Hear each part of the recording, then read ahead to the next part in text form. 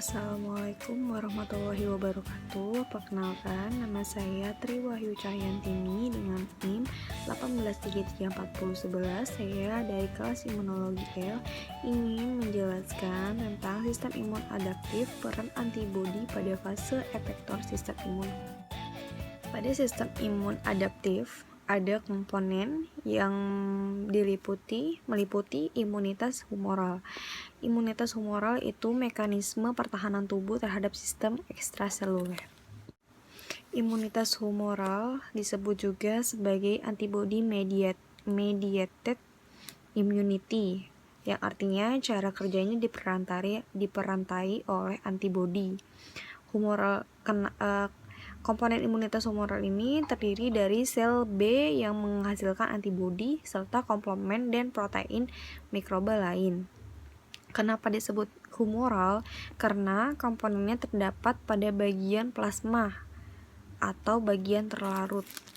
Pada imunitas humoral, antibodi yang dihasilkan adalah sel limfosit sel B yang dibentuk dan dimatangkan di bone marrow atau sumsum tulang. Lalu selanjutnya, ketika matang dan dewasa, dia akan pindah ke dalam organ limfatik yang masih sebagai sel B yang naif. Pada sel B yang naif, sel B di sini memiliki reseptor yang namanya BCR, yaitu B cellular receptor, yang memiliki fungsi untuk mengenali antigen. B sel ini merupakan antibodi yang masih menempel di permukaan sel B. Antibodinya ini ada banyak, seperti antibodi imunoglobulin A atau IgA, ada IgE, IgD, IgM, dan IgG. Dan yang bertindak sebagai reseptor yang utama adalah imunoglobulin M. Dia yang paling pertama. Komponen sel B diantaranya mempunyai reseptor. Reseptor di sini yaitu antibodi yang masih menempel di permukaan sel B. Antibodi yang paling utama yaitu imunoglobulin M atau IgM. Dan memiliki MHC kelas 2 yang berfungsi untuk mempresentasikan antigen kepada sel T, terutama sel T CD4. Sel B ini karena memiliki MHC 2, maka sel B bisa juga bertindak sebagai APC yang bisa memfagosit karena dia sebagai sel B ini bisa sebagai fagosit, berarti dia bisa mencerna antigen dan mengeluarkannya melalui molekul MHC kelas 2. Maka sel B bisa bertindak sebagai APC karena dia mempunyai MHC. Karena sel B bisa memakan antigennya, mencernanya, kemudian mempresentasikannya kepada MHC kelas 2. Antigen yang dihasilkan oleh sel B yang utama yang tadi imunoglobulin M. Setelah imunoglobulin M itu dihasilkan, nanti akan ada lagi imunoglobulin yang lainnya yang dihasilkan oleh sel B. Di antaranya ada imunoglobulin A atau IgA, IgG, IgE, IgD. Lanjut, peran antibodi pada fase efektor sistem imun humoral. Fase efektor di sini yang memiliki peran menghilangkan antigen bukan sel B-nya, tetapi antibodinya. Ada beberapa cara, diantaranya 1.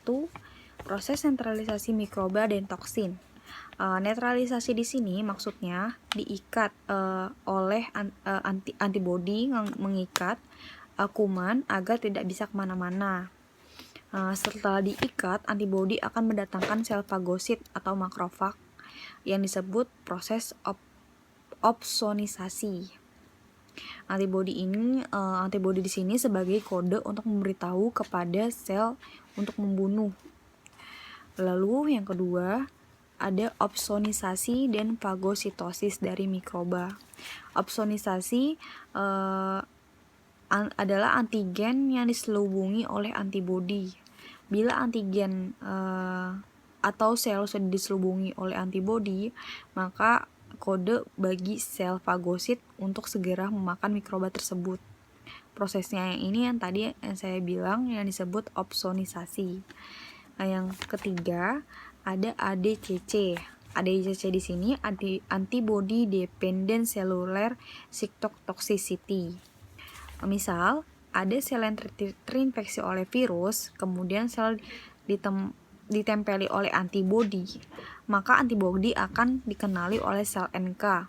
Sel NK akan menghancurkan sel yang ditempeli oleh antibodi. Nah, antibodi di sini sebagai kode juga. Sebenarnya sama seperti opsonisasi. Tapi pada opsonisasi yang bertindak adalah sel fagositnya, sedangkan pada ADCC yang bertindak itu adalah sel NK-nya. Kedua-duanya sama-sama terlebih dahulu ditempeli oleh antibodi. Kemudian yang keempat ada aktivasi komplement. Antigennya ditempeli oleh antibodi juga, maka akan dikenali oleh komplement. Komplementnya akan mengalami serangkaian fase yang menyebabkan lisis mikroba, kemudian opsonisasi oleh fragmen komplement. Yang kelima ada inflamasi. Saya akan menjelaskan lebih terinci. Netralisasi di sini maksudnya antigennya diikat oleh antibodi. Jadi peran antibodi di sini adalah mencegah proses penyebaran. Antibodi memblok atau mencegah infeksi antigen pada sel-sel. Antibodi juga akan mengikat toksin. Kemudian ke proses opsonisasi. Suatu antigen yang sudah diikat oleh antibodi kemudian dia akan dikenali oleh sel fagosit. Opsonisasi di sini yang dikenali oleh antibodinya karena sel fagosit memiliki reseptor bagi antibodi. Lalu yang kedua ada ADCC. ADCC ini berperan yang berperan adalah sel NK. Suatu sel yang terinfeksi sehingga dia mengeluarkan antigen pada permukaannya melalui tangan MHC kelas 1. Kalau ada MHC tidak bisa dibunuh oleh sel NK, tetapi ternyata antigen yang dibawa oleh MHC kelas 1 ini sudah dikenali oleh antibodi sehingga antibodinya menempel di sel tersebut yang sudah terinfeksi, masih punya MHC kelas 1. Jadi tetap bisa dikenali oleh sel NK karena dengan proses ADCC karena ada antibodi yang menempel di bagian antigen yang ada MHC kelas 1-nya. Sel NK memiliki reseptor yang memiliki antibodi, maka selnya akan dihancurkan oleh sel NK melalui perforin diangranzim. Contohnya pada immunoglobulin E atau IgE, antibodi yang spesifik dihasilkan pada infeksi cacing. Dan juga reaksi hipersensitivitas pada infeksi cacing, maka tubuh cacing akan dikenali oleh antibodi IgE saja. Kemudian antibodinya akan dikenali oleh sel eosinofil, yaitu dia memiliki reseptor yang bisa mengenali antibodi. Maka eosinofil akan mengeluarkan granul-granul yang isinya mirip dengan perforin yang granzim yang bisa menyebabkan terbunuhnya cacing oleh IgE, antibodi IgE.